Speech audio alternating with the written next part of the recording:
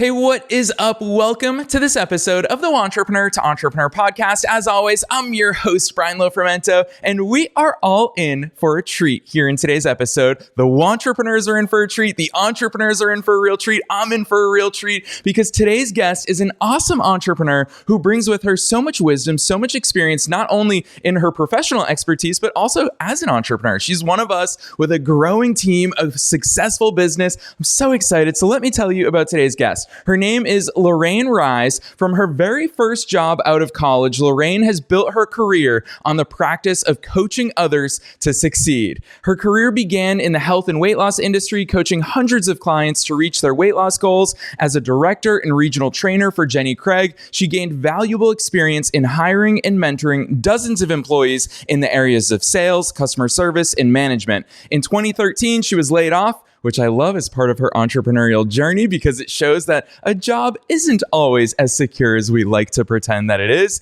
She was laid off and would encounter several more preparations throughout her early career. Lorraine took these opportunities to make a career change into human resources. She has since supported the recruiting efforts of numerous firms in the DC area, including Lockheed Martin and Integrated Intel Solutions. In 2015, she made another career change. I love this. And she founded her company, Career Uprising. Now her personal experience and professional experience can be put to work for you and for so many people across the country. Career Uprising is located in the Washington, D.C. metro area, but they serve clients all across the globe. And the last thing I'm going to say before we jump in is Lorraine is a fellow podcaster. We'll talk about her show here today. It's called Career Uprising. You can find it everywhere that podcasts are. I'm not going to say anything else. Let's dive straight into my interview with Lorraine Rise.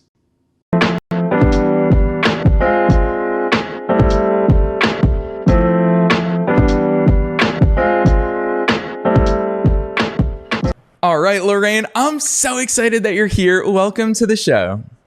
Thank you. Thank you so much, Brian, for having me. Awesome. I love your energy. We're on the same wavelength with that. I like to get fired up. Heck yes. No, I love that. And I know you're going to bring the heat today. And I'm so excited because obviously your journey is not linear. And that's like my favorite thing to point out about all entrepreneurial journeys is they're never linear. So Lorraine, take us beyond the bio. Give listeners your short story of how the heck you ended up doing all these awesome things you do. You have a growing team. Lay that on us. Yes, you are right. There is really nothing logical or linear about my career path. It is very, very non-traditional, and things have not gone the way I thought that they would initially, but that's a good thing, right? Sometimes we have to let life surprise us. So, when I first started out, Brian, my goal when I graduated college was just to get out of retail and get a corporate job. That was all I thought I ever wanted. I wanted to be in a nice big fancy office building. I wanted a nice 9-to-5 schedule. I wanted my own office. I had this vision of what I thought I wanted when I graduated because I had been working basically retail nights and weekends. And I wanted to get out of that environment. And I just wanted one of those, big cushy corporate jobs. Right. So that was kind of what I set my sights on. And I realize now in hindsight, really how superficial those goals were, but that's kind of how you think when you're 22 or 25. So that was my goal, was just to get that kind of job, whatever that was. So that eventually led me into human resources. And, I loved that, and I still do. So I got that kind of corporate environment job, 9-to-5. And I did that for a while, about 8 years or so. And it wasn't all bad or at all, but I had a huge, huge realization that what I thought I wanted wasn't what I wanted. And I realized that the things that I set my sights on were indeed quite superficial. Just kind of having my own office and working in this nice big fancy office building. Those things are nice, but when you get older than 25, sometimes you start to change your priorities and realize, oh my goodness, no, I want freedom. I want creativity. I want meaning in what I do. I want some autonomy. I want purpose. So I started reaching for a lot of deeper things and then realizing that no, it's not all I want just to get into the corporate world. That was fine, but I want more from my life and my career. And just for me personally, and not everybody arrives at this conclusion, but for me, I realized I wasn't going to get that probably in the corporate world. I certainly wasn't going to have the freedom and the autonomy and kind of the fluidity in my schedule that I wanted. And this was way back before working remote was cool. This was not even that long ago, 2013, 2014, 2015, working remote was not the thing that it is now. You had to beg, borrow, and steal to try to get, permission to work from home then. So I just ran into a lot of walls.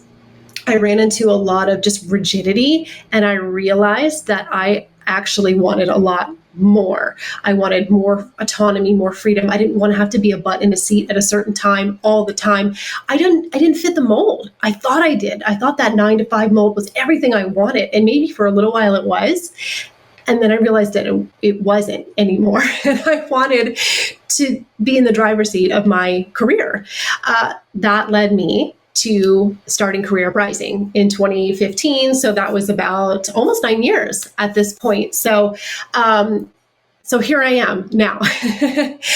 So anything else you want to unpack or dive into? Yeah, of course. So much that I want to dive into and unpack from here, because Lorraine, I really feel like you're the perfect guest. I think you're going to resonate with so much of our audience here today, because you really are at that intersection of the world of what it means to be a wantrepreneur. And obviously now you've successfully we need to celebrate longevity more in entrepreneurship. 9 years is incredible. So I love your entrepreneurial story. But really what stands out to me is I want to, let's go backwards and speak to those wantrepreneurs right now, because you just gave us an important distinction about your understanding of HR, your understanding of career paths, and that is picking the right role based on what you want. We always think about, there's really two things we think about when it comes to jobs. How much money are they going to pay me? What's my title and growth opportunities? And that's it. But you just listed so many other motivators. And for you and I, who have both leveraged our professional careers to transition into our entrepreneurial careers, we also have the rear view mirror to look at and benefit us, and seeing the skills that we gained along the way that now serve us as entrepreneurs. For those people out there, because everyone listening, Lorraine, their ultimate goal is to be an entrepreneur, but a lot of them are still working their 9 to 5s and they don't know how to use one to support the other. Talk to us about that, because I think it's such an interesting intersection that you're at. Yes. And I know that world very well. So I want to put a lot of people at ease that you, at least from my experience and in my opinion, you do not have to go full force all in and just quit your job and you're just going to go all in. Sometimes I didn't do that. I actually kept a day job, at least a contract, position or some kind of consultancy or part-time job for a while when I started my business. So I started it in 2015. And initially, for the first few months, I was just full-time, just trying to launch the business. And I did well. I made a little bit of money and I got off the ground, but it wasn't enough. I had a child in daycare. I had student loans. I had to produce. So I did go back, and that's when I got, it was a full-time job, but it was through a staffing agency. So it was kind of a contract position. And I ran my company on the side. So you can do both for a while. And what I told myself to kind of motivate myself, and this was true, I said, I'm going to tuck away a lot of the money that I am making from this job, and I'm going to put it towards my business. I'm going to use one, as you said, to leverage and launch the other. These two things don't necessarily have to compete with each other. I can use one to support the other, at least for now. And when the time is right for me to make that move and go back to full-time entrepreneurship, I will know. And I did. And I was only at that job for 7 months. It came so much faster than I thought. But I also want people to know, it's okay to have a consulting job or something on the side. That's fine. You got bills to pay. Take care of yourself, but don't let that stop you from starting the business. You can do both for a little while or do a hybrid. It's not all, I don't feel like it's an all or nothing thing where you have to be totally an entrepreneur or totally in the 9 to 5 and the two worlds can never mix. I think that's a limited way of thinking. So I think that if you are in a full-time job and you want to start a business, go ahead and start it. And if you're doing it on a really small scale, you're still doing it. Just get started. Don't let that keep you from I'm at least getting started. And I'm so glad, of course, that I did, because it can't grow until you get started. So if you want to be doing it on this scale, you got to at least start doing it on this scale. So that's how I got started with it. Heck yes. I love that perspective, Lorraine. And I'm going to echo what you said is I don't think we talk about this enough in the world of entrepreneurship, because we always love the burn the boats analogy, and we love doing that. But hearing your perspective, I think that this is the real stuff. And I think it's going to resonate with a lot of our audience, because I think that you're right. What's that phrase? It's like, for every great tree was once born from an acorn, or something like that. And it's absolutely true. So I love hearing your perspective on that. Lorraine, I kind of think that people like you have a little bit of a superpower when it comes to not only career changes and transitions, but also to building a business. Because if you think about it, a career pursuit and the pursuit of getting clients is the same. It's all about selling ourselves, whether that's crafting the perfect resume, which is the way that we message and position ourselves in the marketplace, or it's having interviews, or it's, establishing authority and expertise. It's all the same thing. So walk us through that, because again, I'm just going to keep talking about this intersection today. You've seen it from the job hunt as well as from the entrepreneurial perspective. Talk to us about those crossovers, because I'm sure a lot of those things are the same as far as the same traits, skills, things to consider. I bet there's mindset stuff in there. Unpack it for us, Lorraine. Everything I did prior to being an entrepreneur prepared me for this journey. I didn't even realize it at the time. I am calling upon so many skills, the sales skills, the management, the interpersonal skills. I'm using a lot of things that I learned at Jenny Craig, a lot of things I hated, all the sales drills and the dialogue and things that they kind of drilled into you. I realize the value of that now, and I appreciate that training. There's so much that I am using and leveraging from that corporate career. It was really valuable to me. So to other kind of entrepreneurs out there, whatever experience you have now, it's valuable. And that is the very experience that other people are going to pay for. Though your future clients are going to want to hear your stories and your expertise. You're doing it right now. So don't necessarily see your current job as something that's a roadblock or in the way. Rather see it as more experience that you're going to leverage in the future and make you that much more valuable. But yes, I am calling upon all the skills, whether I liked them or not. I am using them now, because as an entrepreneur, you do so much. I do the clients, or not so much these days, but in the beginning, I was seeing the clients and doing the sales and doing the marketing, and I have to do my bookkeeping, all of these things. Some things I've got outsourced now, but embrace that broad skill set. It's going to get even broader when you become an entrepreneur. Yeah, for sure. Amen to that. All the different hats that we all wear as entrepreneurs. I love so succinctly something that you said in there, which is everything you had done up to this point was preparing you for this journey. And that's the cool thing is, Lorraine, here you and I are talking about this through the rearview mirror. In the moments, to be clear to all of you listeners, neither Lorraine nor I knew how we were being prepared, what we were being prepared for. None of it. It doesn't make sense until it actually happens. So just keep persisting. I love that message from you, Lorraine. I want to talk to you about some of the mindset stuff, because for me as an entrepreneur who works with other entrepreneurs, I see how frequently this is a thing that pops up. And it's funny for me as someone who's not been in the job marketplace in more than a decade, I always hear this phrase about the job market that competition is fiercest at the bottom. It's those bottom positions that get the most applicants, that are the hardest to get. Whereas when you get to the top, the CEO level positions, obviously that's where the least amount of applicants come from. It's a smaller pool. And I always draw those parallels to entrepreneurship, because when we start out, mentally, we have imposter syndrome, we have self-doubt, we have all of these things. So we convince ourselves to play at a small level. And then as my career has progressed, I'm sure as your career has progressed, we realize that the more you move up, the more you have an opportunity to stand out. Talk to us about some of those mindset things that factor into that thinking, both in the job market as well as in the world of entrepreneurship. Absolutely. I could not have achieved anything that I have without a shift in mindset. The mindset that I was in before, as maybe I guess an employee or a job seeker, was fine, but I had to, it wasn't going to get me to where I wanted to go. I had to rewrite so many beliefs that I have, and I still am to this day rewriting and reforming a lot of my beliefs, because sometimes what gets you here doesn't get you there. And it all starts internally. So, when I look back on, even when I first started as an entrepreneur, I was really scared and I was really small and I was charging very, very little. My expectations were so low. My website looked terrible initially. And I say these things with love, because I love looking back at the transformation and going, wow, I was still willing to get started, even though it wasn't perfect. So I think the mindset that I would want to impart on people is, you are ready right now. You are ready right now. If you are feeling the call to do something, you are ready, and stop waiting for it to be perfect. That mindset of perfection is one that I had to let go of.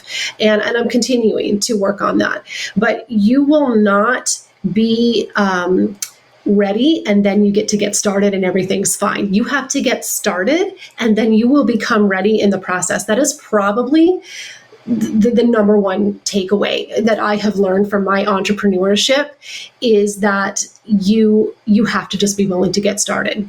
But it's a scary mindset to embrace. It is. It's one of vulnerability, and there's a lot of imposter syndrome that comes up. But I wouldn't have achieved anything. I wouldn't be anywhere that I am if I hadn't been willing to just get started, even on a small level, even on an imperfect level, charging just a little bit with a, kind of a quasi website or whatever I had, very, very simple, low tech. I used to meet people in Starbucks. I didn't even have an office when I started. I used to go out and meet people at Starbucks with clients. And I shudder to think of that now, but I love it, because that's where I started, and look at where I am now. Now I have a staff to see my clients. So I hope I kind of answered your question there, but there is a lot of fear. There is a lot of imposter syndrome. And I want people to know, just live with it a little bit. Let it be there. Don't push it down. Don't resist it. It's part of the process, but just don't let that fear make your decisions. Okay. The fear, the imposter syndrome, it can ride, but I tell people it rides in the back seat, not the front seat. It's not in the driver's seat, but it can be in the car. It can have a voice, but not a vote. I think that's the best mindset that you can adopt, is one that is okay with some fear and some imposter syndrome, but doesn't live in that space and make decisions from that space, because that will keep you small. Boom, Lorraine, I just got chills. It's not often I get chills here on the air, but I've never heard someone, that is such a quotable right there, is that fear can have a voice, but it cannot have a vote. Gosh, do I love that. It's different. There's a difference, right? There's a difference between just letting something exist around you and voice its opinion, but not leaning into it, not giving into it and deciding from it. I think that's the deciding factor for people, because we live within that fear and we give into it and think that, because it's there, that means I shouldn't do it. No, it doesn't. It's not telling you, just because the fear exists doesn't mean it's not telling you shouldn't do it. It just means you haven't done it yet. Yes. Oh gosh, I love that. And you know what? Another thing that your answer really highlighted, that I feel like we're getting into some deep entrepreneurial stuff here today, Lorraine, that I feel like what we need to talk about more in the world of entrepreneurship, and that's why this show exists, and that's why I'm so grateful to have awesome guests like you on, is talking about that flexibility. You talk about so much of what you're talking about in terms of business. I'm like, gosh, guilty as charged. When you started out, for example, you say you were charging way too little. When I started out, not only was I charging too little, I had no idea what I was selling. I was just kind of hoping to figure it out as I was talking to prospective clients. And that's the thing, is all of this stuff is flexible. All of it grows with us, or maybe we grow with it. Who knows? Probably one way or another. And so with that said, when someone looks at your website, which it's careeruprising.com, and when they go to programs, I love seeing the way you lay out your programs. It's super clear, career preparation. Here's everything we do. Consultation with a resume writer. We're going to have your resume set up for you. A personalized cover letter template, keyword optimized LinkedIn profile. You know what that customer avatar needs to achieve their goals. The Career Jumpstart is a different program that you have. You lay out a roadmap for everybody. Talk to us about what, actually, it's going to be a two-part question, Lorraine, because I know you can handle it as a fellow podcaster. The first part of the question is, talk to us about how your offerings have changed over time, or if they have. And secondly, where does that understanding of the customer come in to shape these offerings that you have? Oh, yes, my offerings have changed tremendously. I used to work for anyone who would pay me. I had virtually no discernment when I first started. I didn't know who my ideal client was. I knew I wanted to offer resume writing and coaching. That was it. So I just got started with that, and it has evolved tremendously. In fact, one of the things that I did was I've always kind of kept track of who my clients are to a certain degree in my business plan. Are they employed, unemployed, male, female, just some basic things, general age, as best I could. And when I was about 6 to 8 months into the business, I decided to look at that and see if I could draw any conclusions, because I was very curious, who is reaching out to me? So since I've been working for everybody, who is that? But what I discovered was that I was supporting mid and late career professionals. That was predominantly who was reaching out to me naturally. So it was a lot of 40, 50 plus. I wasn't getting a lot of millennials or, the next generation, all the digital natives. And I wasn't really getting them. I was getting people my parents' age a lot. And so I just saw an opportunity, and I said, that's who I'm going to serve. That is who is calling me. So I'm going to answer that call, and I'm going to make that my niche, because there obviously is a need there in that population to be served. So I always like to tell people my niche found me. So that's one way that it's evolved. So the more I work with clients and I listen and I do calls with prospects and I do coaching sessions, my customers tell me what they need, and I look for trends and I look for patterns. And I think a lack of confidence is a big one, a lack of knowledge in the job search process, and especially because a lot of people at that stage have had long job tenures. So they haven't been in a job search for 10, 20, or 30 years. So when I started seeing those trends, I started really speaking to that in my marketing and in my sales calls, because I want to make sure that I am meeting their needs. So your customers will tell you what your needs are. You just have to be listening. So I've really started listening over the years a lot better to what they are struggling with, and then shaping my programs around that. And what you see on there now, Brian, is not what was on there years ago. I have a great website, which my husband made. I'm going to give credit where credit is due. I wrote the copy, but he made it and designed it. He's an engineer. But that is something that has evolved tremendously. My prices have evolved. My offerings have evolved. Who I work with has evolved. I'm much more selective now in making sure it's a good fit. Everything has evolved, and I have grown, and it has grown. To answer your question, there's kind of growth on both sides, right? The program itself has grown, but that's only because I have grown. So I've grown the program along with it. So yeah, I love that perspective and those insights. And again, the real entrepreneurial stuff. Shout out to your husband, because he's done an amazing job. I love as someone who's visual, I love the visual depiction. It's so clear from your website what it is that you do, who it is that you help, how awesome your team is, the results that you all deliver. It's really cool. But Lorraine, I want to switch gears a little bit, because it's a word that's come up a few times in your answers, and I think it's important to go there, which is coaching. You just talked to us about one of the biggest ways that you answered my last question is you emphasize the importance of listening. And I think that when people hear coaching, I think there's quite a bit of people, there's a lot of jadedness around the word coaching in today's day and age, because coaching, everyone's a coach these days. Just like 5 years ago, everyone was an entrepreneur. Now everybody's a coach. But Lorraine, coaching has played into your career all the way back to your Jenny Craig days. Obviously, it's a big part of how you serve clients today. For example, one of your, I'm going to tease it because I really love how your offers are laid out. For the Career Jumpstart, part of what your clients get is a salary negotiation strategy session. How important is that for people who are in the job hunt? So obviously that's where your coaching hat comes in, which is part listening and part action plan, I would imagine, so that people actually get results. They get the delivery of the transformation. What does coaching mean to you? How do you successfully coach someone through to a result, as opposed to just sharing information like a lot of people think it is? Yeah, coaching. I've noticed, and I've heard it said that coaching is a hard sell, right? And it is, because if you've never worked with a coach, it can be very ambiguous. You're kind of like, okay, we are going to spend an hour or two together. What's going to happen to me? Some people aren't sold on that because they don't understand coaching. So to help people explain it, the word I use is partnership. So I tell prospects, who are interested in the program, we are going to partner with you. Now, we don't do it for you. I'm not going to apply for jobs for you, but what we are going to do is partner with you. So to me, coaching is about motivation. It's about information. It's about accountability. It's about not going through the process alone. You're still going through the process. You're doing the work. You're the one in the hot seat, right? You're the one who wants the transformation. I'm here to help support it. I'm here to witness it. I am here to guide and give information as needed, because that is a big part of it, is I want you to learn something. But I tell clients, when we're done, if I've done my job well, you will know how to job search after this. You will feel confident. You will feel informed. You will feel like you learned something, and you will feel like you know how to do it on your own as well. Doesn't mean they don't ever come back. Some people just love that kind of one-on-one, and that, even though they know what they need to do, but they just want to come back and have you help them through it. That's fine too. But I tell people it's a partnership. I'm not doing it for you, but I'm teaching you and helping you and witnessing you go through it so you don't have to do it alone.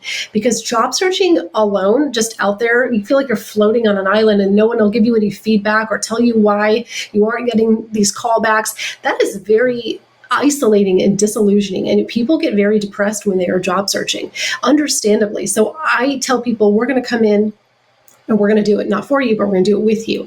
And we're going to teach you how to do it. And you don't have to job search alone. And because a lot of people have told me that they feel very alone. So that's what coaching is to me. It is a partnership at the core. Yeah, I love that perspective. And as someone who, not only am I very social and outgoing and extroverted, but I agree with you that it's not about doing it alone. It's the Helen Keller quote, alone we can do so little, together we can do so much. It not only accelerates that progress, having someone else be like, don't make these mistakes, we've seen that before, but it's also someone for that support and encouragement when times get hard, someone to keep pushing you. It's why personal trainers are employed, because can you and I go to the gym and do things? Yeah, but are we going to do it on those hard days? Are we going to do it in the face of rejection? Probably not. So I really echo that and love and appreciate that. Lorraine, speaking of the job market, this episode is airing exactly 7 days before the start of the new year. And I know a lot of people listening to this, they're going to be inspired, whether they're wantrepreneurs who are still in a 9-to-5 job, whether they're entrepreneurs who are still in their 9-to-5 job. They want to understand that job market. And part of what you talk about in your work is obviously demystifying it. There's a lot of myths. And in the new year, a lot of people are going to be motivated to make some changes. Lorraine, why do we complicate this stuff so much? What's the realities of the job market out there so that wantrepreneurs and entrepreneurs can benefit as they make some big moves here in 2024? Yeah. So at its simplest, are there trends and ebbs and flows to hiring? Sure. To a certain degree, there are. And yes, a lot of people do want to job search in the new year. And that generally is a better time. So that's kind of the short answer of it, right? It's January through, maybe May or so. Sometimes things get slow down a little in the summer. People are out and on vacation, and then it picks back up again a little bit in August, September, that type of thing. But I get asked a lot the question, when is the right time for me to job search? And the answer I give people is not always what they want. I'll say, when you need to, or when you're ready to. I don't really care what month that is. There are always some opportunities out there. It depends on what line of work you're in. To tell you what the job market is, it kind of depends on what type of work you do. Some industries are doing better than others. So it's a hard question to answer, but the answer that I give is kind of my coach answer, which is, do you want or need a new position now? Then now is the right time. Let's get it started, because it does often take longer than people think sometimes. So that's kind of like my short answer is, when you need to, or before you need a new job, that's the right time to do it. Lorraine, Oh, go ahead. No, I was just going to say, you're just as bad as me. The answer that I always give entrepreneurs when they're like, when should I start my business? Is this market saturated? Should I launch a podcast? Are there too many? Should I write a book? I always tell them the Chinese proverb, the best time to launch your business, writing your book, launch your podcast was 20 years ago. The second best time is right now.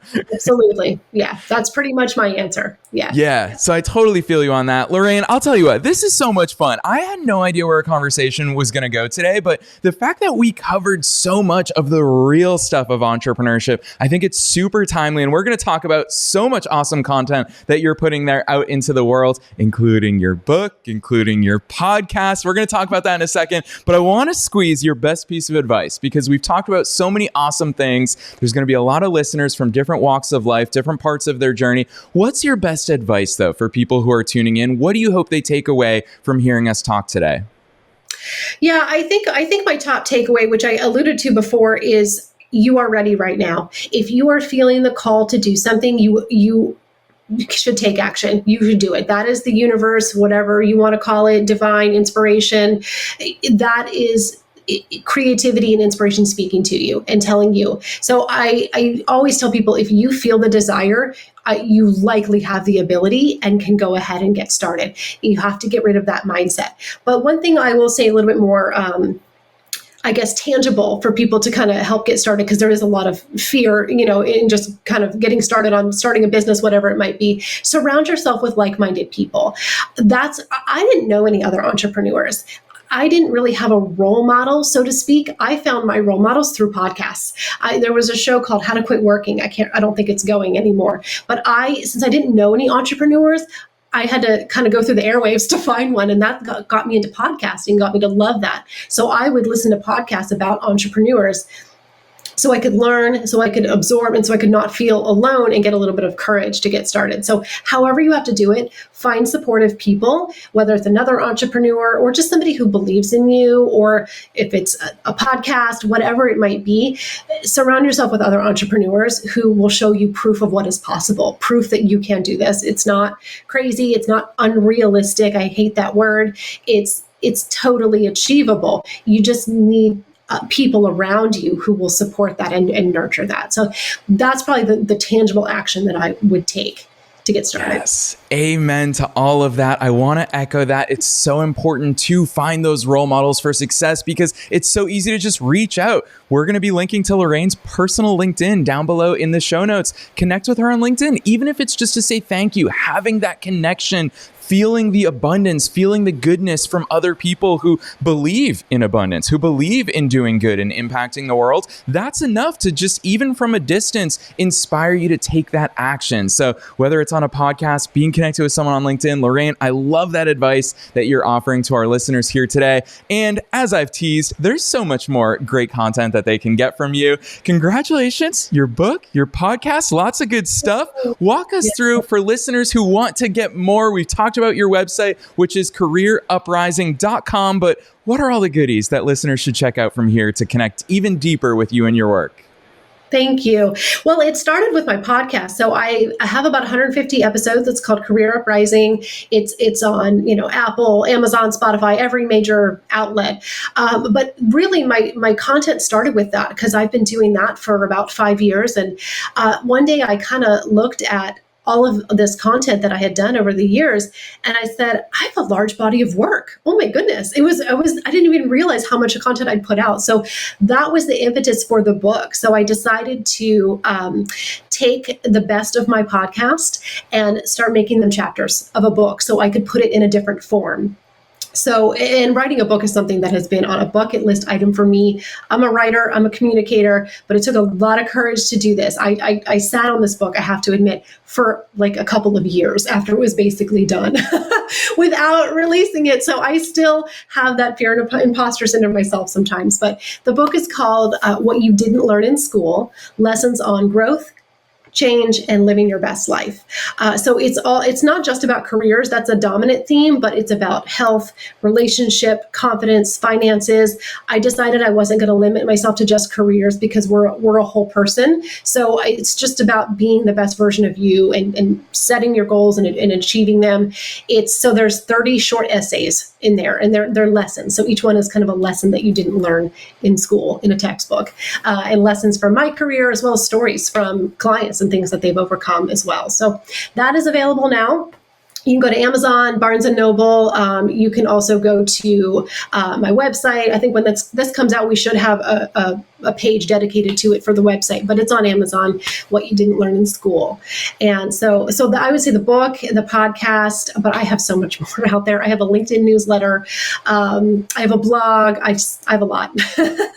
Yes, I love that. But that's exactly why, listeners, you know the drill. We're going to make it as easy as possible for you to go way deep into all the great things that Lorraine is putting out there, including her book. Lorraine, I'm picking up a copy at time of recording. It's available for pre-order, but by the time this hits the airwaves, all of you listeners can get it instantly. Hop on over to Amazon, What You Didn't Learn in School, Lessons on Growth, Change, and Living Your Best Life by Lorraine Rise. Check the show notes for those links, and also check out Lorraine's website, careeruprising.com, as well as her personal LinkedIn. All those goodies are down below. So Lorraine, on behalf of myself and all the listeners all around the world, thanks so much for coming on the show, being so generous with your knowledge, and sharing all of this on the Wantrepreneur to Entrepreneur podcast.